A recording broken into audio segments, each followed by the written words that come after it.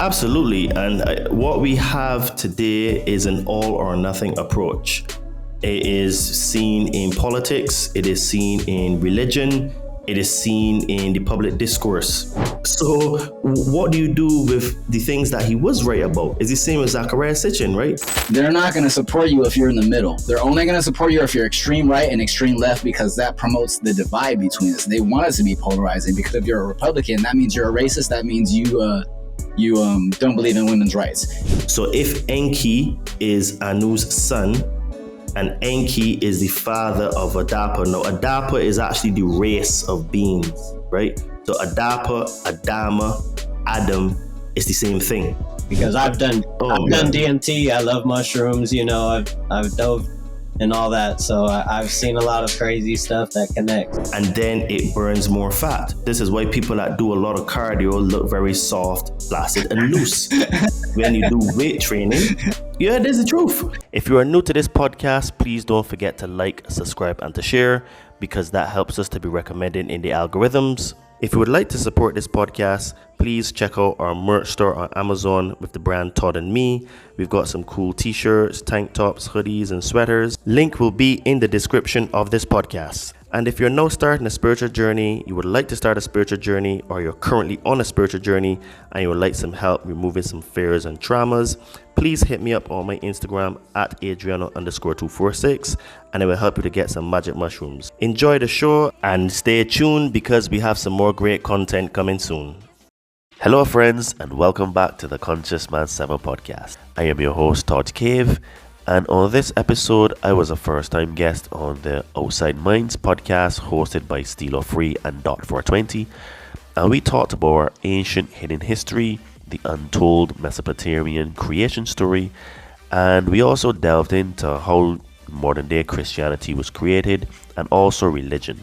Now, a lot of people don't realize that when Christianity in its current form was created in 325 under Constantine, it was basically because of the politics that was going on at the time. This was when the Romans were really oppressing the Christians and feeding them to the lions, and there was a lot of politics and stress going on. So what he did is that he basically merged the Roman pagan religion and festivals into modern day Christianity, and this is why Christianity today has pagan roots. Now, this is not really something that a lot of people talk about or understand, but I think it's very important to understand the politics. Now, we also talked briefly about geopolitics and what is going on in the world, and then in the end of the podcast we talked about getting into shape, and why getting into shape is such an important thing to do right now, because we're under attack mentally, physically, and spiritually. And we also talked about why getting into shape in these three ways is important for what is to come. And one of the most important parts to that is nutrition. So I gave some tips on how to eat better food, and what to do and what not to do.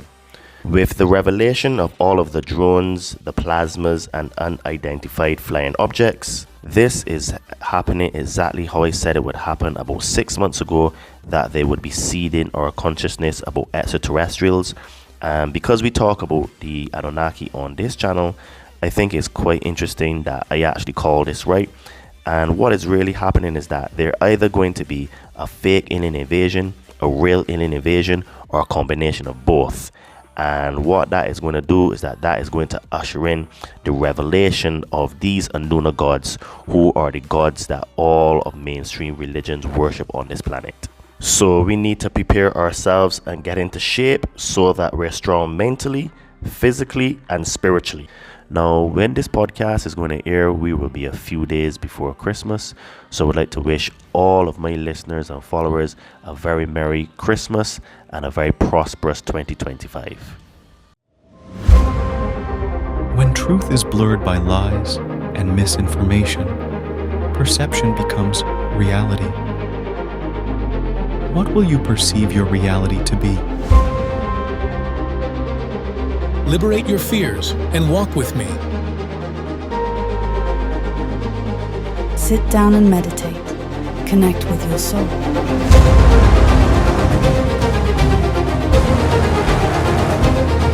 Be a monster, and then learn how to control it. You gotta be willing to do the work.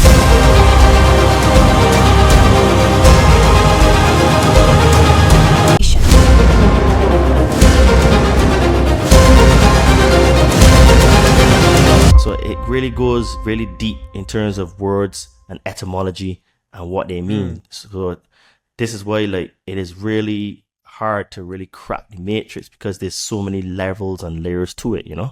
And we got an amazing guest today. Shout out to Sam Tripoli at Tinfoil Hat, and shout out to Mark Steves. My family thinks I'm crazy. This guy has been a good guest on both of those podcasts. Go check them out. His name is Todd Cave. Go ahead and let them know where they can find you, and tell our listeners a little bit about yourself. Thanks for having me on your platform, and thanks for listening to those 2 podcasts that I did. So anyone can find me at Adriano_246 or my name Todd Cave. So at Adriano_246. Well, let me say it again. At Adriano_246 is my Instagram, and Todd Cave on Facebook. And then I have my own podcast as well. You can find me on the Conscious Man 7 podcast, available on all major platforms, but I upload to Spreaker. So if you want to get first tips to hear me, then check me out on Spreaker. Nice. And yeah, a little bit about me. I was born in Barbados, and when I was there, you know, I had a normal childhood and stuff, and I wanted to be a civil engineer. So I went to the UK and studied civil engineering, and I was a civil engineer for quite a few years. And then 2017, my life changed. I had life-changing surgery on my foot, which caused a series of dominoes in my life to fall, and basically put me on the path that I am on now, because pretty much everything was taken away from me of value. Wow. And I basically, I call it my refinement period. Other people call it the dark night of the soul. I was just going to say that. And I call it my refinement period because when you extract gold and you want to purify it, you have to refine it. So you heat it. And the first set of impurities, then you get to 14 karat. Then you heat it up again or higher. It gets to 18. Heat it some more, 22 karat, then heat it to some more, 24 karat. And then if you want to go to the next level, which is monatomic gold, you heat it even more. And then you end up going into superconductor territory and stuff like that, you know? Yeah, that's the refinement of gold process. A lot of spiritual traditions also kind of liken it as well to the alchemical process, which is what that reminded me of, which is turning base metals into gold as well. So, what's that?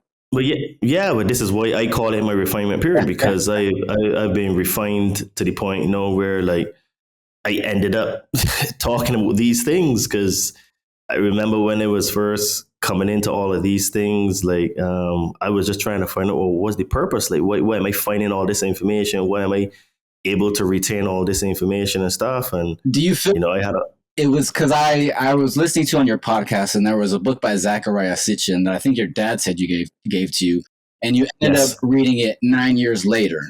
So do you feel like you've been kind of guided towards these things, and these things have been kind of put in your life path in order for you to follow a certain way? Absolutely, I do think so, because when I started to find out all these things, basically, I just started to find one book after the next. And what it was is that at the time, YouTube was still decent because Trump had just got elected. So the censorship was not as bad as it is now. People understand, man. People do not understand. I'm glad you said that little tidbit in there, but continue. Yeah, so what would happen is like you would read one book and then you would get a recommendation and then another one and another one. And then the podcast that I used to listen to at the time, people like Rex Bear, like Leap Project, I learned a lot from him. The Global Witness, now the channel's called The Willing Witness. And there was another guy called Gerald Clark. He was the guy that taught me a lot about the Anunnaki stuff and books to read, etc. And the Lost Book of Enki, which my father had given me.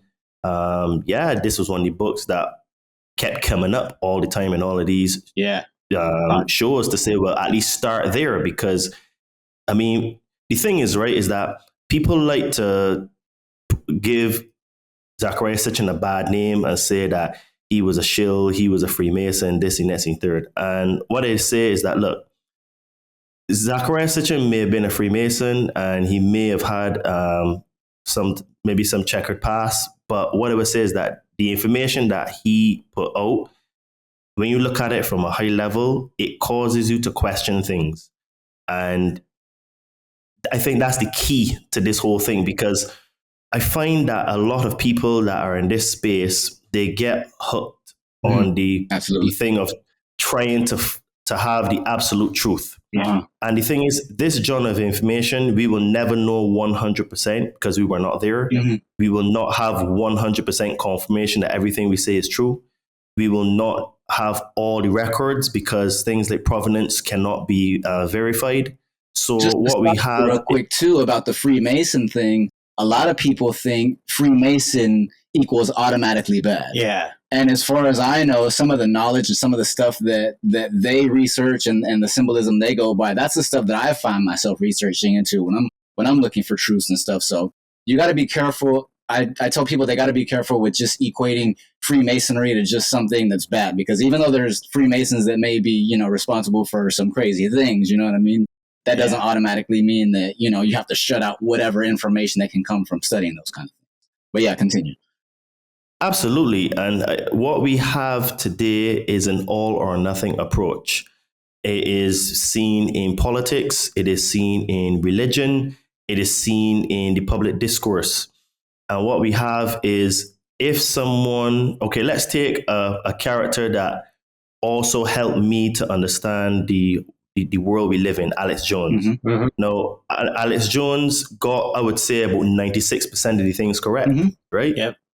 And the 4% he's thrown under the bus for. Now, you can call him sensationalistic, you can call him an agitator, you can call him many things, right? And most of those things can possibly be true. But the thing is, right, is that 96% of his stuff was legit. And because he got 4% wrong, people will say, oh, he's rubbish, you shouldn't listen to him, he's got zero credibility. And I think that's the wrong approach, right? We are all fallible, we're all humans. The bad always outweighs the good, in humanity. They remember the bad stuff no matter how much good you do. Exactly. So my attitude is like, okay, the 4% that he got wrong is okay, because I get stuff wrong as well myself. But what I would say is that he's been right about a lot of things. Yeah. Right? Mm-hmm. So what do you do with the things that he was right about? It's the same as Zachariah Sitchin, right? Some of these stuff Zachariah Sitchin got correct and other things not. Mm-hmm. So is everything that he said wrong? No, that's the wrong approach to use. So I think that we suffer with this sort of dichotomy where, for example, look, we just had elections in the United States. It's really polarizing. It's the bipartisan system, and I've been preaching this to everybody that it's super broken. And not only that, but like a lot of like media personalities and like YouTube kind of people, they're not going to support you if you're in the middle. They're only going to support you if you're extreme right and extreme left, because that promotes the divide between us. They want us to be polarizing, because if you're a Republican, that means you're a racist. That means you don't believe in women's rights. And same thing with the other side. If you're a Democrat, that means, you want to abolish the police force or whatever. When it's like, most people just want to fucking, have a good life and take care of their family. You know what I mean? So most people are right down the middle, but everything has just become so polarized that when it becomes election time and shit, people don't want to talk to each other if they find out they're voting for the opposite candidate, which is crazy to me, because it's like so crazy. In a week or two, people are not going to care about it, and we still have to live and work with each other. Yep. You know what I mean? So, I'm just reiterating your point. You know what I mean?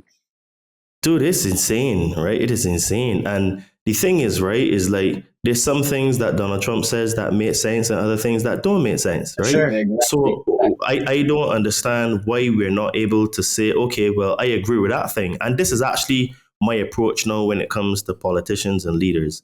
I don't use the word support. I say I like certain things. I like this, I like that. Yeah. And this I don't like.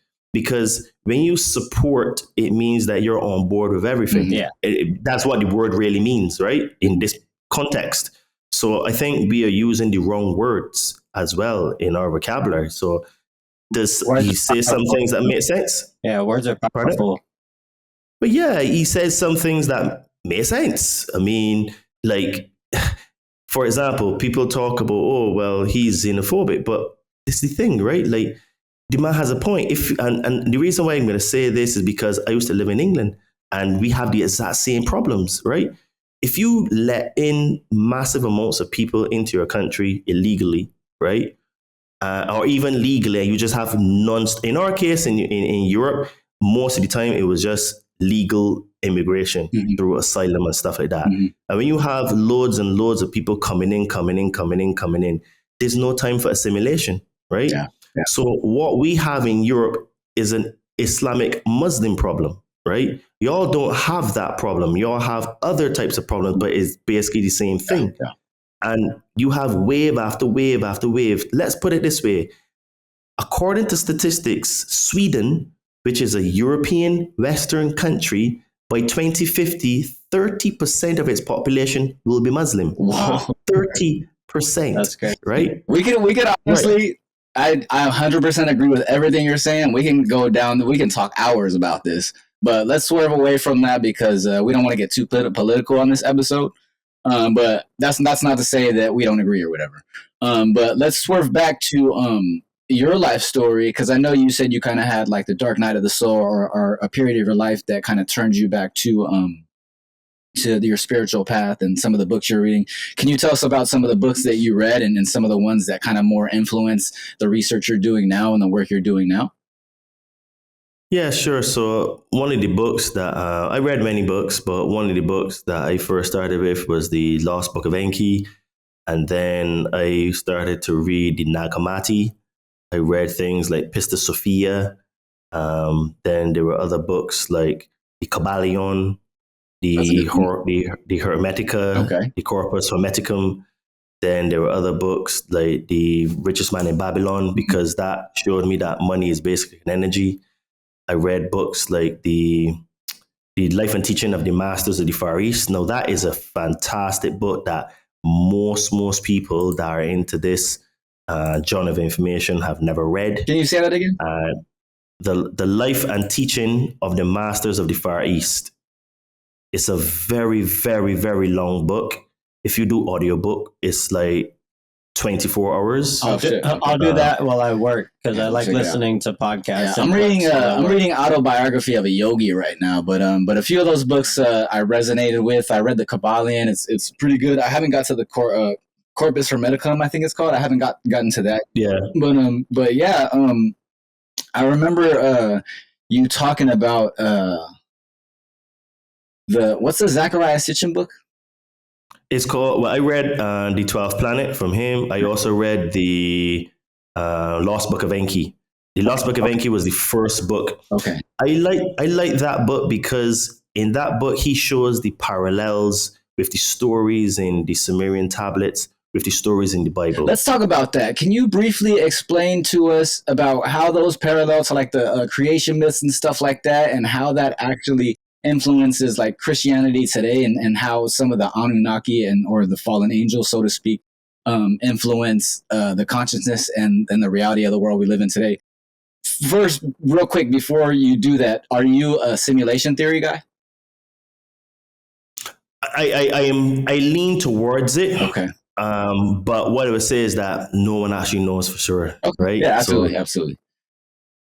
Anyone that's telling you 100% that it is what it is, 100% that the earth is wrong, or 100% the earth is flat, we don't know, right? All we have are theories, right? And we have people that hold these theories like their religion. Yeah. So, you know. Yeah, so let's get into the Enki stories and the Sumerian myths and how they parallel the stories in the Bible.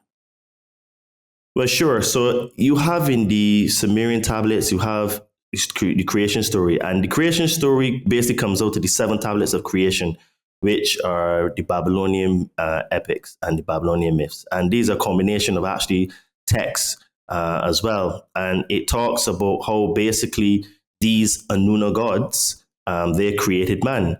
And when they were trying to create man, like one of the tablets is the Enuma Elish.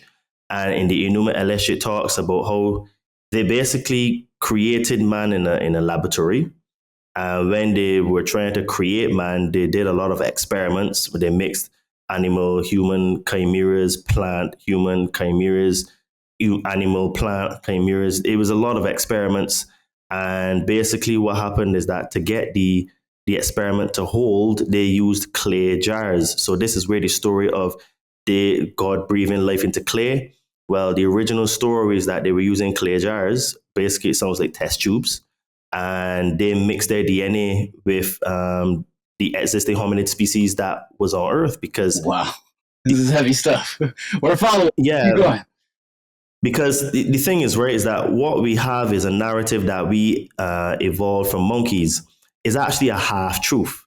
We didn't actually evolve in the sense of the way they're portraying it. What it is that we evolved to be like that. It wasn't this like gradual. What it was is that these Anuna gods came. It was a modification, if you will, right? Correct. Like it was actually a genetic we're modification. Half monkeys,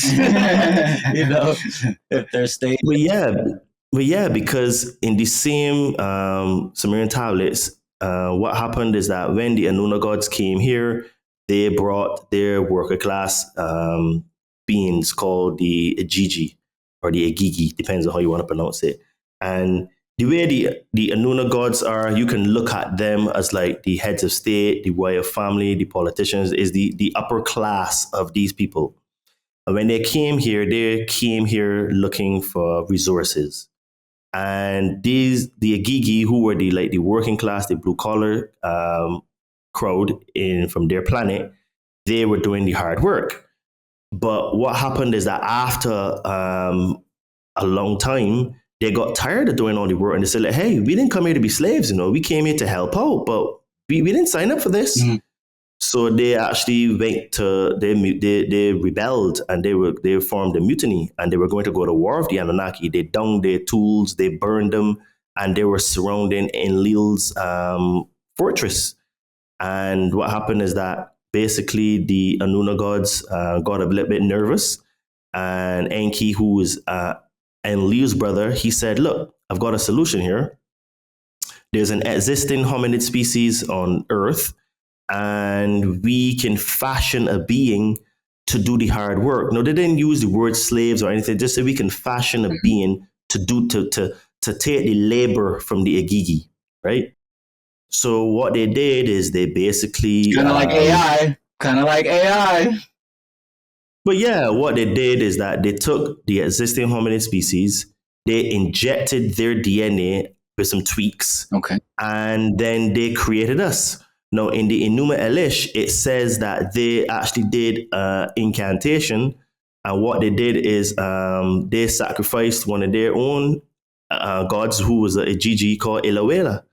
Ilawea, he was sacrificed, and his blood was basically shed to create us, according to this tablet, the Babylonian Enuma Elish.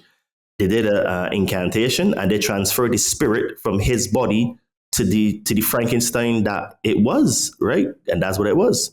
Then you have other tablets like the Atrahasis that it just says that they mix their essence with the existing hominid species. And what they did is that they took a female egg, they inserted their DNA with some modifications, created a zygote, and what they did is that they did in vitro into Isis or Inanna or Ishtar is another name. Okay. And there's actually a tablet with Isis with her hands with a baby in the ear. She's saying, "My hands have made it." Quick question, just to cut to what we're going to talk about later. These Anuna gods, or like the Sumerian gods, the Anunnaki. These what was my question? These are some of the kings on the Sumerian kings list, right? No. Okay, so these are okay. So on the Sumerian kings list now, you will see that there are eight kings in the beginning. They call them the 8 immortal kings. Okay. And they ruled for 241,200 years. Mm. Now, when you read the tea leaves, it is sort of understood that these beings were actually the first set of hybrids that were created. Oh, shit, okay. Because the first king was called Alulim, and he ruled, I think, for 16,000 years or something like that. Okay. And I just wanted to stop you real quick before, because I know you can get back into that rabbit hole, but let's get back to what you were talking about before. I'm sorry, I didn't mean to derail you or anything like that. well, yeah, so basically they created a being, Mhm. and basically, I would say that on the Sumerian kings list, like Alulim, he ruled for 28,800 years, so eight shars.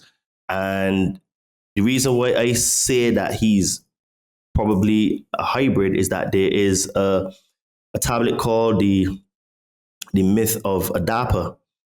And Adapa, this is Enki on the first page of this, when you read it in book form. Basically, he's saying that I made you to be the best of the Anunnaki, right? So basically, the word Anunnaki really means from the bloodline of Anu. So if Enki is Anu's son, and Enki is the father of Adapa. Now, Adapa is actually the race of beings, right? So Adapa, Adama, Adam is the same thing. Yeah. It was actually a race. It was a group of people. It was the first group that they made, which is called the Adapa or the Adama. And the DNA is direct lineage to Enki, because Enki used to have sex with the females, right? And impregnate them. So, yeah, because Zayasudra in the tablets, also known as Unapishtim, he is the story of Noah, right? He's the Noah character in the Bible. And Zayasudra, Unapishtim, is Enki's son, right? Because he's a half, right? So this is why Zayasudra lived for a very, very long time, because in the Epic of Gilgamesh, while Gilgamesh was searching for immortality, he found an Unapishtim, right? So we have all these parallels with these stories in the Bible. So basically, we're starting to learn that basically the Bible is a retelling of these stories and basically like remixes of them. Can you explain to us why that timeline would happen like that? What would the people who have created the Christian religion or people who have put the Bible together, what their purpose would be in order to do that? Well, when you look at it, the Bible was just an amalgamation of many ancient texts, and it was handpicked. It was handpicked to create a narrative. What people fail to realize is that religion has a doctrine which creates indoctrination through narratives and dogma that you're not allowed to question, right? Yeah. So what you see is that at the time there were many books, especially Gnostic texts, which were very, very against the things that came out of the Christian religion when it was created. Because I'm glad you mentioned that, because I do want to talk about Gnosticism, but continue. Well, when you look at it, at the time when Constantine was the emperor, they used to have a Roman pantheon of gods with Jupiter and Isis, Venus, and all these kind of other gods. So what was happening is that Christianity was actually taking over in the Roman Empire. So you have to look at the politics that was going on at the time. That's true. And a lot of Christians who were not actually called Christians at the time, they were called Gnostics at that particular time. But when Yeshua was first on earth and after he left this earth, they used to be called followers of the way, right? And the church was actually just a group of people that would be meet together and teach each other, talk about healing and stuff like that. Talking about traditions, healing, teaching consciousness, and all that kind of stuff. Okay.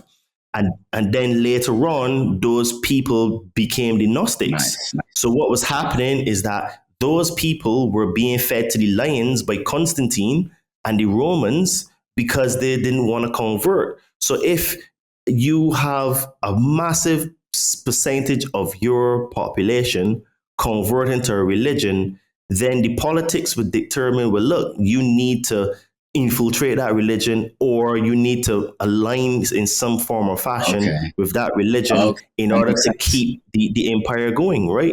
So it was actually a narrative, and what they did is that they merged a lot of the teachings with their old pagan festivals and their old pagan rituals. For example, Christmas, which is supposed to be the Mass of Christ, in fact came from the pagan festival Saturnalia. Yeah. Saturnalia. Folks, do your research. Yep.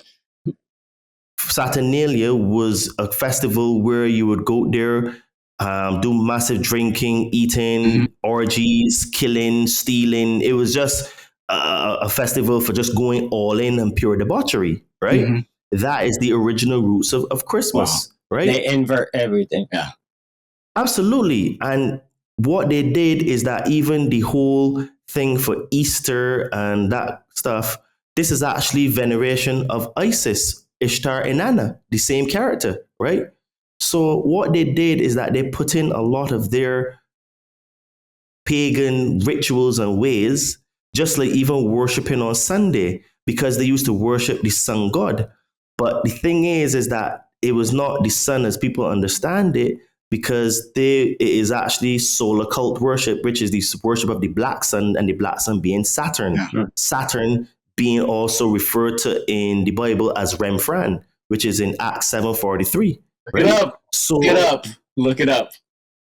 So basically what you have is solar cult, Saturnalian, Satan worship.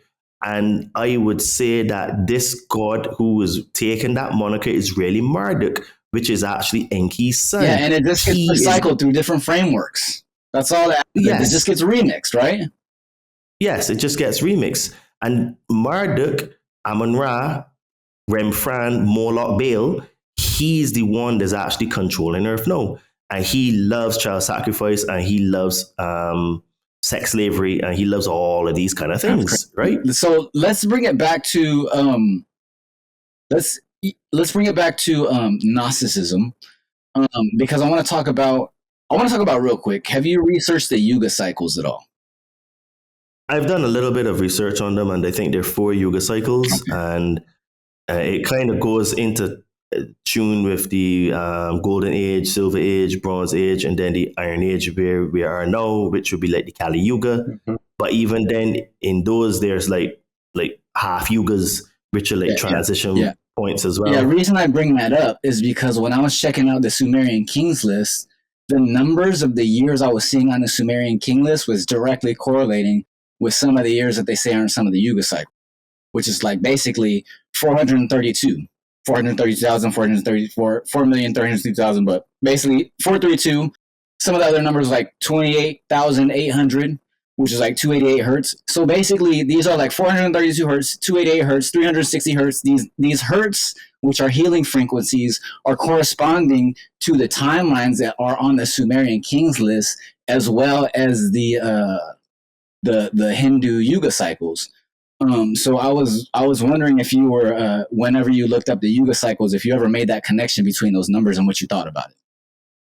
No, I didn't make that connection, but I am not surprised, because the Hindus, the gods of the Hindus, are actually the same Anuna gods. Yeah, right? That's what I was going to get to. So back to the Gnostics. The Gnostics interpret the Adam and Eve story as it relates to the fall of human consciousness. So I'm starting to get the idea that the Sumerian Kings list is speaking more about collective human consciousness, kind of like the same way that the Yuga cycles are, because the way they're describing the lengths of time. And with that being said, I got that idea because when it says the first line is like when the kingship descended from Erudig, that's the Garden of Eden, basically. And the Gnostics relate the Garden of Eden to a perfect state of consciousness. So I started to get the idea that maybe the Sumerian Kings list is actually describing collective human consciousness and its descension and ascension through ages and periods of time, which every ancient advanced civilization was hell-bent on making sure that they wrote down and they had the information of what happens to collective human consciousness over periods of time. So you being someone that's very knowledgeable about the creation myths of the Sumerians and the Sumerian King list, I was just wondering and curious what you thought of that point, and if you might be able to add anything to it. No, the thing is, it is not a point that I have looked at, but I can understand the point of view, and it does make sense. The thing is, right, is that what I am learning is that truth is multidimensional. Yeah. Truth is multifaceted. And there's so many different types of interpretations that you can have, right? And that's where skepticism comes in too. That's what trips me out, really. So the way you've described it, it resonates with me because it makes sense. And I didn't look at it like that. Mm-hmm. But what I would say is that what I'm realizing is that with these things, because we were not there, there's so many different levels of interpretation that you can have Absolutely. to extract so many nuggets. And what you find is that people, because they have one point of view, they tend to dismiss other types of point of views. But for me, that doesn't make sense, because for a classic example, right? You're seeing red on this side, right? Mm-hmm. I am seeing dark on this side, right? Yeah. We're both telling the truth. All about perspective. Yeah. Correct. It's just a different side, right?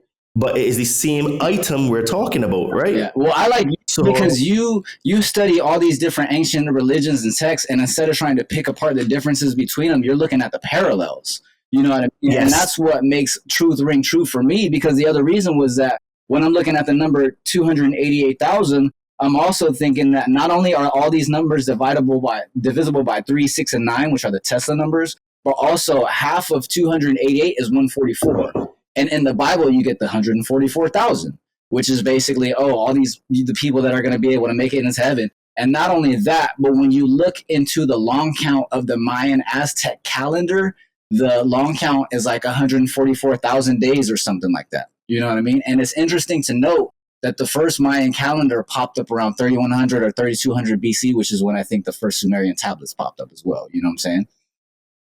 I can show you something now. 3, 4, 3, 2. 4 and 3 is 4 plus 3 is 7 and 2 is 9. Yeah. 1 and 4 is 5.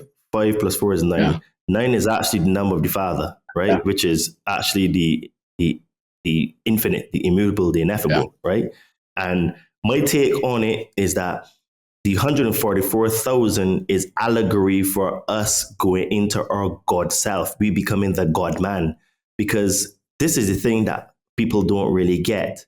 Men are actually mortal gods, and gods are immortal men, because we all are God. Right? All of us together. Between matter or body and spirit, we're the container. So we have the ability to ascend our consciousness to that level, but we're at this material level and shit, which is basically what Gnosticism is all about. Which is why I really get into Gnosticism and I pay attention to it. And I also think that Gnosticism and the ideas in it, that's why I asked you about simulation theory, because I feel like all of that goes together. You know what I'm saying?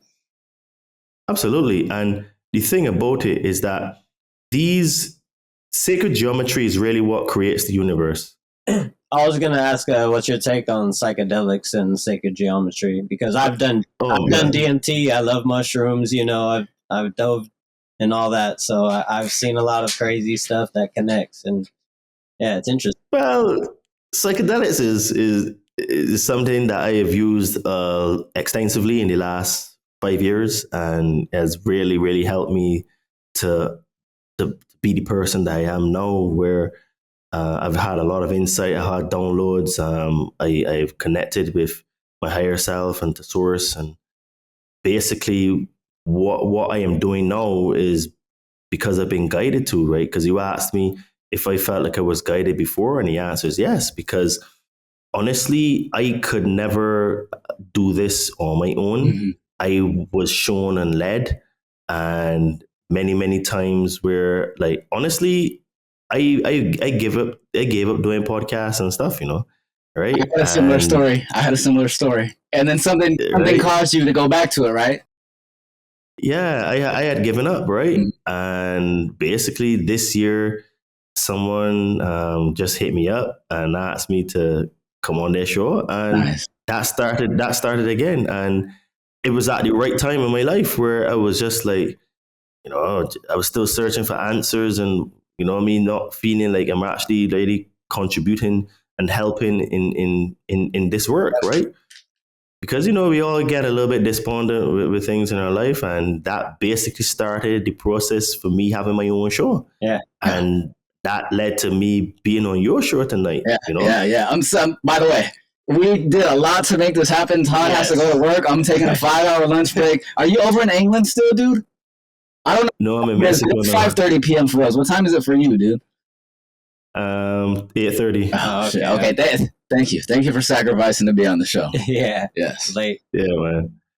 Yeah, man. That's not a problem. I like doing podcasts. I like sharing this information. It is something that, like I said, I just grew into like my old job because I was a civil engineer for many years, and I remember my second last job, I used to do something called the project managers meeting. So every Friday, not every Friday I would do it, but I would say in 5 years at that company, I did it probably about 100 times, you know. You would just get up in front of a group of people and just do a presentation for 10 minutes and talk about what's going on in your section of work. Okay. So I ended up just getting very, very comfortable just talking in front of people. Yeah. But yeah, because it's funny the things that you learn early in life that are giving you the tools to really do what you really need to do. You know what I'm saying? This is it, right? So this is what like it's kind of like mad, where I do feel like there's a presence with me that like guides me and points me in the right direction and stuff. And I'm very humbled and blessed to be able to walk with this presence. And you know, like when I do psychedelics, I tell people the voice, right? Or sometimes like the voice comes in even without even doing psychedelics, right? Mm-hmm. I can't describe it any other way than the voice. Yeah. And it's my own voice, and it talks to me and it tells me what to do. And I just try my best to listen, you know, and to do, you know, because what I'm realizing is that there are things that we cannot really explain, right? Yeah, definitely. And in this field of information, there are a lot of things that we can't explain. We have theories, and anyone that is going to come and tell you that they know 100% that this is the case is not really telling you the truth, right? Yeah. We have a hypothesis based on information, mm-hmm. and you connect dots from reading various tablets and texts and books and cylinder scrolls and doing psychedelics and stuff like that. Mm-hmm. But we will not know 100% until the consciousness comes in, which is what is the allegory for the return of the Son of Man in Revelation. The return of Christ. The return, right. The return of the Son of Man is the return of the Christ consciousness, which is us becoming our God selves. Mm-hmm. So this is where it says that as lightning flashes in the east, so shall it shine in the west. And what that is the elevation of human consciousness. I heard you, just to stop you real quick, I heard you talk about, I think it was on Mark's podcast, about how this is a time where human consciousness is going to naturally be elevated. And some of us, it's going to happen sooner than others. And that our responsibility, that we have the responsibility. Do you feel the responsibility to help others? Because I had a spiritual awakening around, I think it was 2022. And I definitely feel the need to be like, even like some of the music I was making and the content I was making, I was like, yo, I really got to make sure that, you know, whatever message I'm putting out there and then whatever I'm telling other people is really helping the collective consciousness raise up. Because when I had my experience, it's just, everything's a simulation and everything is basically as above, so below, as within, so without. So if you want to change something, you change it within yourself. And with that being said, like ever since I've been figuring that out, whenever I see someone low or on a different path, I feel like it's my responsibility to at least try to nudge them in the right direction within my potential. You know what I mean? Can you speak a little bit on that? Yes. So the reason why just stop you real quick, because you do classes and stuff, right? You can talk a little bit about that if you want to. I think you do like fitness classes, and you also have a spirituality program, like mentorship programs and stuff like that. I think if you can correct me and give a little bit of information on that as well. Okay, so on the day job, what I am is I am an online fitness trainer. Nice. And I help spiritually inclined people burn fat and build muscle. And how I do things in my programs is that, yes, I do teach people how to get fit. I teach them how to eat, but I also teach them how to improve their mindset, hack their mindset, and how to connect to their higher selves. Because my take is that the body is a vehicle, the body is the vessel, and the body is the temple of God. And if you want the spirit to be recognized inside of your temple, you need to purify the temple and make it holy and pure. So you do that by getting the body moving and in shape, so that you're basically raising the vibration of the body, right? And by raising the vibration of the body, it means then that you will end up having to improve your mindset by default, because in order for you to get into shape, yes, you have to physically do exercise and you have to eat better food. But that is the second step. The first step is really the mindset, because the mindset is what will cause you to go to the gym and train even when you don't feel like doing it. The mindset is going to tell you, well, actually, you shouldn't be eating those Cheetos or these donuts today when you have food in your fridge that's already prepared, right? Or you know that you have a tendency to snack, do your meal prep on a day. Yeah. So I was talking to one of my clients today, and she said to me, well, Todd, because she only now started, so I gave her a meal plan before, and she's now going to start to train, right? And she said, well, Todd, I feel so much better just after a week of eating. And she says, like, I can't believe, like, you know, like, I don't feel bloated. I feel good. Like, the food is nutritious and tasty. I said, well, yes. I said, wait till you start to do the exercise, right? You know? And what I do is that I give her, like, and all of my clients, like, habits to do, right? And one of the things is meditation, right? And the reason is that meditation for the mind is what exercise is for the body. So in order to get into shape, you have to work on other parts of you at the same time, because we are what you call a mind, body, spirit complex. So what I do is that I help to get all three parts of you in shape, mentally, spiritually, and physically. So when you start to get the body in shape, it means then you do that by creating new habits. So I set new habits for you to do that will create the environment for you to be more compliant. Then I teach you how to track your meals. So then now I teach you how food works. So I was showing her, well, look, on this day, you didn't have enough protein, but you ate more carbohydrates and fat. So what would, if you were hungry at that day and you wanted to eat more, the best thing to do is you have a protein shake on that day now to be able to stick with your calories and to hit the macronutrient levels, which are your protein, carbs, and fats. So I was teaching her these things. I said, okay, well, on this day, you had your protein, but if you were a little bit peckish, you could have a little bit more carbohydrates. So what you would do is you would have things like strawberries or blackberries or blueberries. So these things that will have the carbohydrates, but they be low in sugar at the same time. Okay. So all of these are the things that I teach all of my clients now in order to man, oh my, you're blowing my mind right now, dude. I love it, dude. Well, yeah, because the thing is for me is that I look at things from a holistic level, and because of my own personal journey, it has allowed me to be able to connect many dots. So like, yes, when I do podcasts, I do talk about the other aspects of like our hidden history. Absolutely. But I'm also very much into health, fitness, and wellness. And to do that, you need to work on all three parts of you. So when you create new habits, you create new neurons in the brain. When you create new neurons in the brain, it means then that those neurons are firing together. Neurons that fire together, wire together. So you're actually creating new circuitry in your brain. New mentalities, right? New thought patterns. Absolutely. So then now there are other things that I help people with in my coaching, where I get them to see that in fact, what they're saying is actually not real. Because one of my other clients as well, and she was telling me, oh, Todd, well, I'm not sure if I have money and stuff like that. I said, okay. So I asked her, so she was telling me a few things about herself. So I asked her, okay, so is what you're telling me in the past, or is actually what's happening right now? She said, well, actually, that was last year, and that situation is no longer present. Yeah. I said, okay, so then the story of you not having money, is that reality? Well, she's affirming it for herself, and that's the reality they get stuck in, because, you're getting basically to the point that your thoughts create reality. And a lot of people, I tell people it's a feedback loop.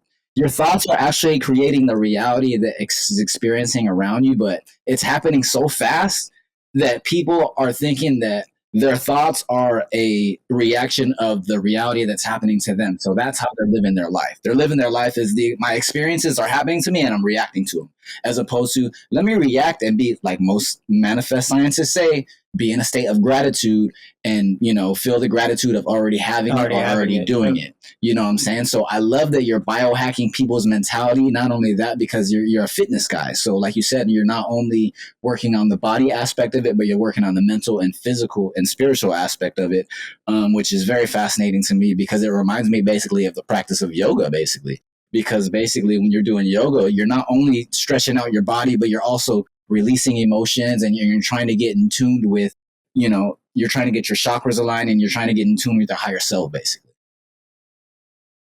Yeah, pretty much. I mean, I never looked at it like that, but that is pretty much what I do because, again, it is from my own personal journey that caused me to create my programs in the way I do. Because when I was going through my refinement period, I first started to read books and to come into this information as a way of escapism and a way to cope with what I was going through. Yeah.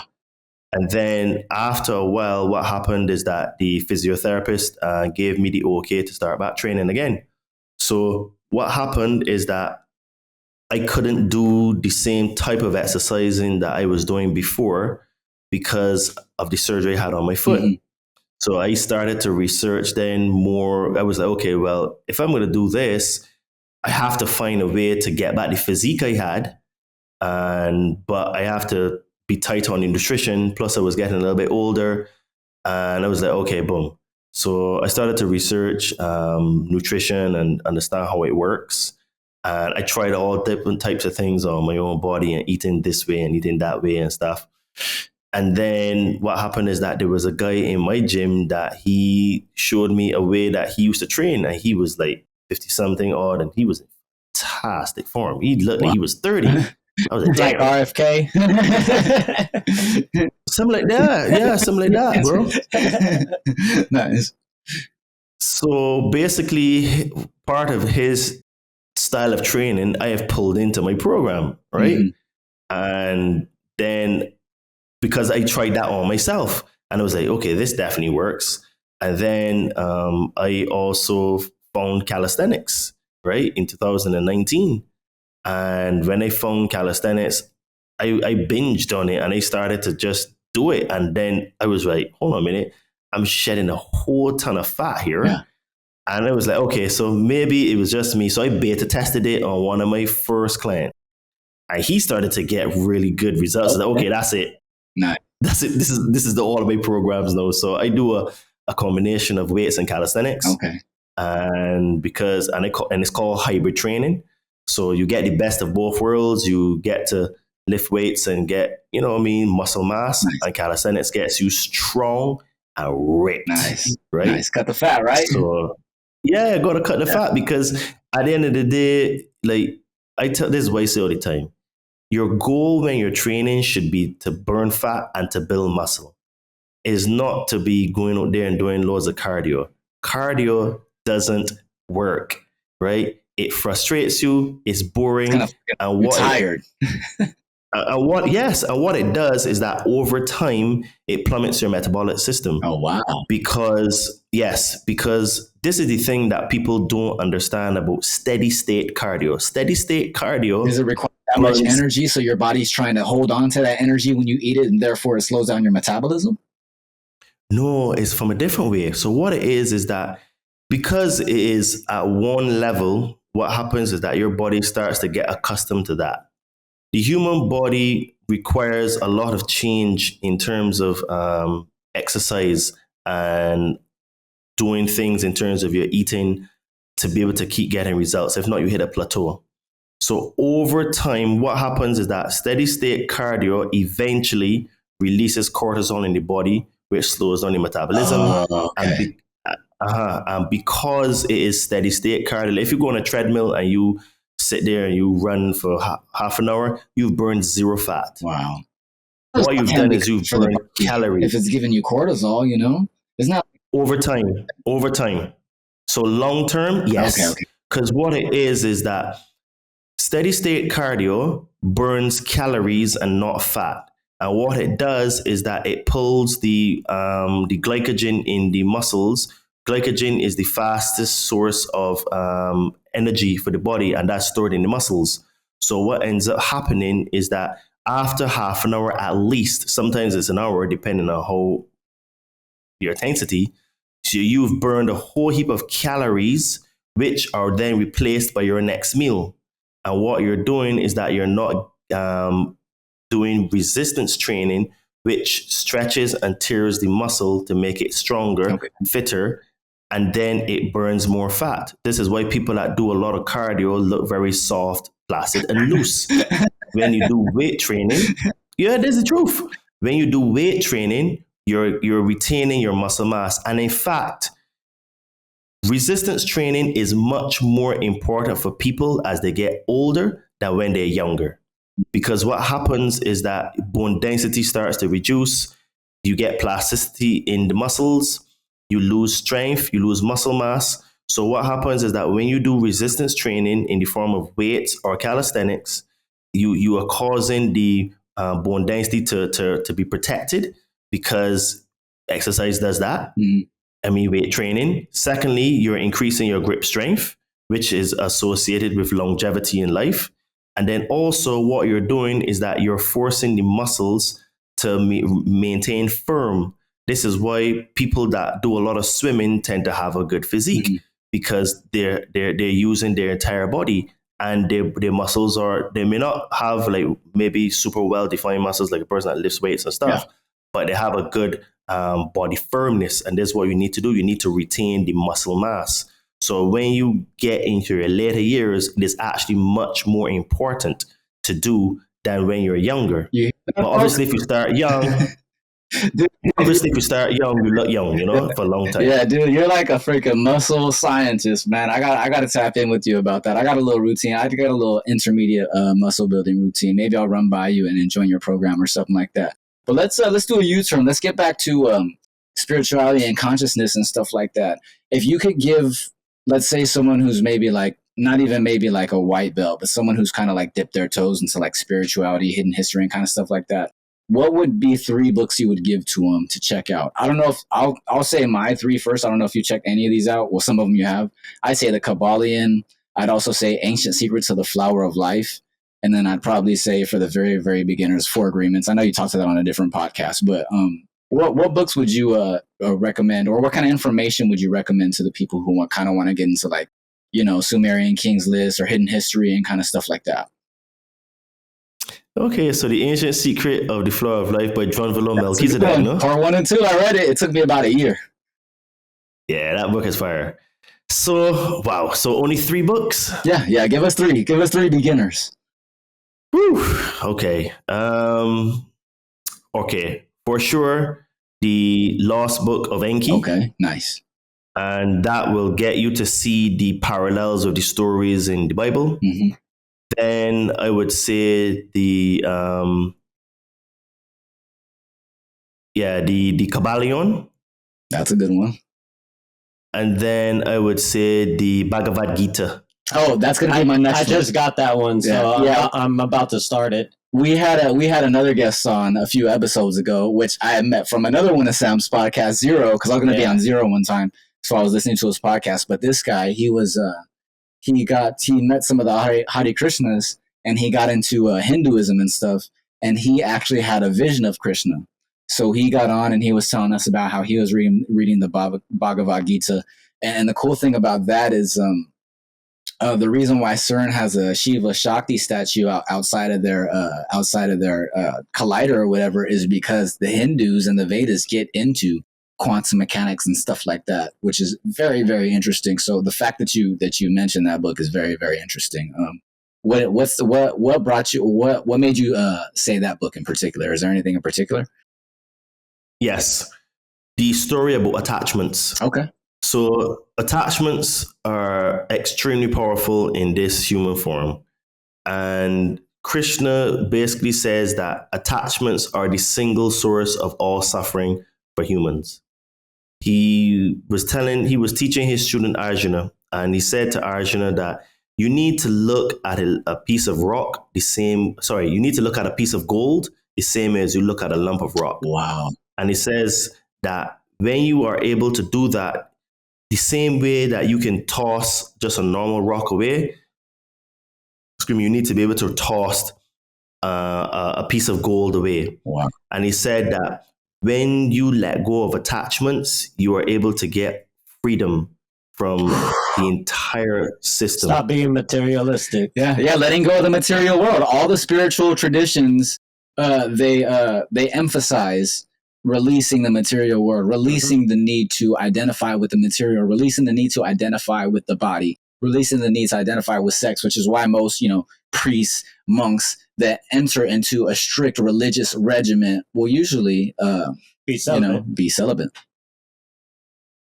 Yes, and this is the thing, right? I mean, I've seen it in my own life as well, where attachments is the key thing. And look, I've been studying this for a long time, and I still I'm fighting like all of you listening to get rid of attachments. What I would say is that they're levels.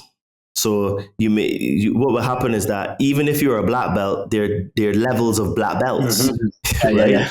So it is infinite. To be honest with you, someone greater. Yeah. I mean, you can have 100th level black belt. You can have 1,000th level black belt. They're just levels to this. Like, this is like, like Mil said, there's levels to this shit, right? So, you know what I mean? So the thing is that it takes a lot of skill and mastery of self to be able to do that. And if I were to put another book to read, is actually a trilogy of books. Okay. And this is by Saint Germain. Oh, and he's rumored to be an alchemist that actually is immortal. And also, isn't he also either the creator or the person who discovered the violet flame? Right? He is the guardian of the violet flame. There you go. Can you talk about that a little bit?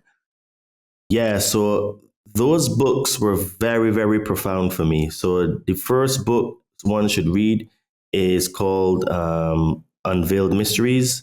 And then the next one would be the Mazit Presence. And then the next one is the I Am Discourse. Okay.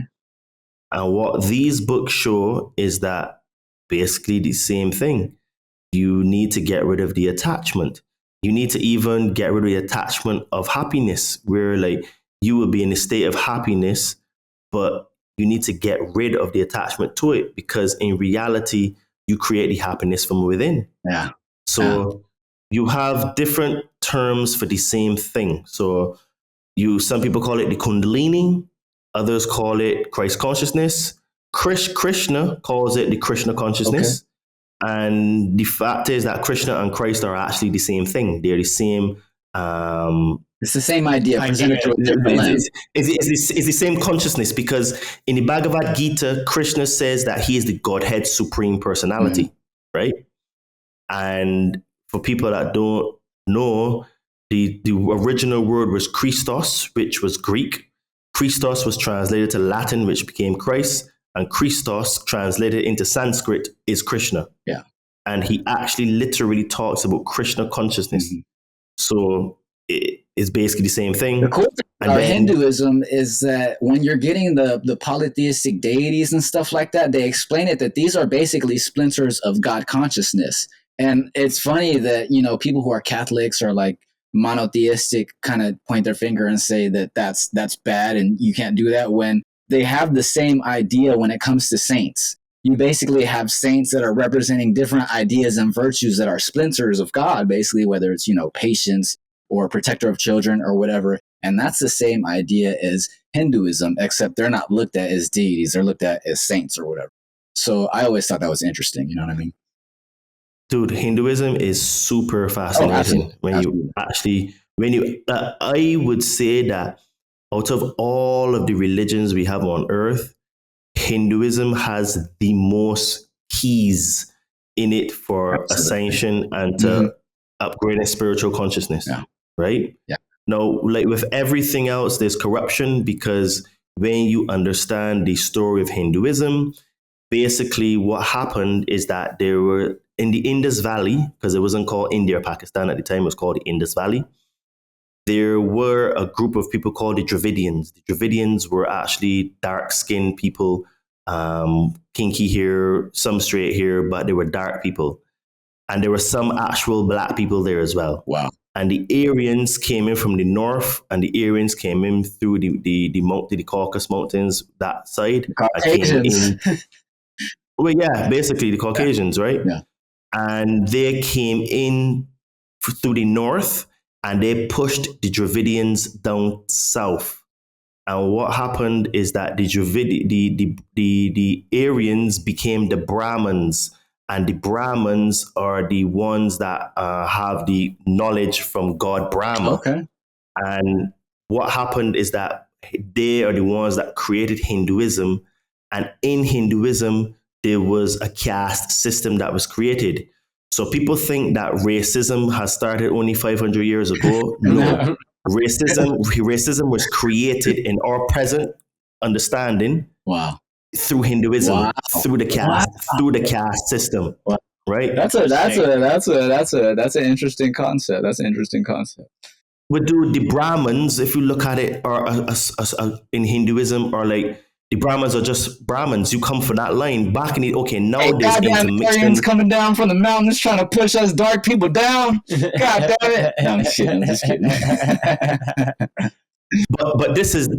Dude, that has left a state of consciousness in Asia, Southeast Asia, of whiteness. Yeah. Where when you look at Bollywood, all of the actors are like fair skin. Yeah, same thing.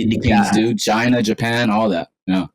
Right, they call it colorism over there. And what happens is that the darker people were the ones that were doing the outside jobs and the field work and stuff. And the higher caste were basically the fairer skinned people because they would be inside, because they would be the managers, the house slaves, and stuff like that. So everything that we have now, there's nothing new under the sun. It's just repetition. It's just different flavors of something, right? Yeah. So basically, Hinduism is super fascinating because what people don't understand is that there are things in the Vedas called the Brahmanas. And the Brahmanas are basically what they call floating cities, which are akin to spaceships. Yeah. Oh man, we can do a whole episode on it. Got to get you back on for sure. Thank you for taking the time to educate us. Thank you for sharing your information, bro. Thank you for taking the time to rearrange your day and get on and help us out. Once again, this is Todd Cave, the man. If you need help online with your fitness, hit him up, follow him up. If you look at his picture, he looks like a freaking Greek statue. You know what I'm saying? So, my name's Todd too. Yeah. So we'll go ahead. We'll post your links right there. Go ahead and give them a little bit of outro. Let them know what else you want to let them know. Any projects you got coming up, let them know your podcast or your show you got, or any links. We'll put them right here and all that kind of stuff, and give it to them, and then we'll send them out. Yeah, sure. So, well, if you all like the information I shared today and you would like to hear more of it, you can find me on the Conscious Man 7 podcast. And I also have some really good guests. I just interviewed a yogini, and we went into the spiritual aspect of yoga, because a lot of people don't really know that there's a spiritual aspect of yoga. Yeah. And all the things that I talk about, she broke down from a yoga perspective. So that was super interesting. Yeah, by the way, I don't know if you read it yet. I'm at the right middle point of Autobiography of a Yoga. I don't know if you've read it yet, but if you haven't and you want another book to read, check that out. But yeah, continue. I'm sorry to cut you off. And then also I help spiritually inclined people burn fat and build muscles. So as you heard, we spoke a little bit about fitness, nutrition, and all that kind of stuff. So if you're looking for a holistic approach to level up your life, because you will get into shape, but you will also improve your life, because the thing is that I coach people on a holistic level, and there's a lot of spiritual aspects that I cover. I teach my clients, and we're forming a great community of people just working on themselves, getting into shape, achieving their goals, reprogramming their mindsets and stuff like that. So you can hit me up on Instagram at Adriano_246 Yes, or my name Todd Cave. Send me a DM. Tell me, you heard me on the Outside Minds podcast and you're interested in getting the shape. Yeah. And then also, if you're on a spiritual journey or you want to start a spiritual journey and you would like to get some help removing some fears and traumas, I can help you to connect with some magic mushrooms. So again, hit me up on my Facebook. Yes, Highly recommend. We love it. Yes, sir. Yeah, so hit me up. I can help you connect with some magic mushrooms. And then also, if none of those things interest you and you would like to support me in the work I do, I have a merch store as well on Amazon. Nice. And the shirt that I have on today, it's called Truth Isn't Learned, Truth is Realized. You can get shirts with some cool designs like that on my Amazon store. Nice. So link with that will be in this show as well. You can hit me up and support the podcast, because the truth is that we need to support our independent creators and people that are putting their necks out there, talking about controversial stuff. Yes. And we do this as a labor of love, and help you all need to help us out so that we can keep giving you all fire content, keep improve our reputation, so we can get better guests on and guests that help the whole community to rise. Definitely. So I'm very much part in this community, and they try to. This is why I agreed to come onto your show as well, because at the end of the day, we need to support each other, because a rising tide raises all ships. Yes. Nice. And the independent media, the podcasters will be the new media in the future. Yes. Because the mainstream media is dead. Yes. And that's what this is. We're basically started this podcast to learn how to do podcast production, so we can offer independent media services to independent people. Yeah, if somebody wants to do a podcast, we'll do it for them. You know, if people need their voices heard, we'll do that. You guys heard it first right here on the Outside Minds podcast with Todd Cave, the Conscious Man 7. Check him out. Check his links out. Thank you once again. I'm Steelo Free. This is my co-host, Dot420. Peace out. Later.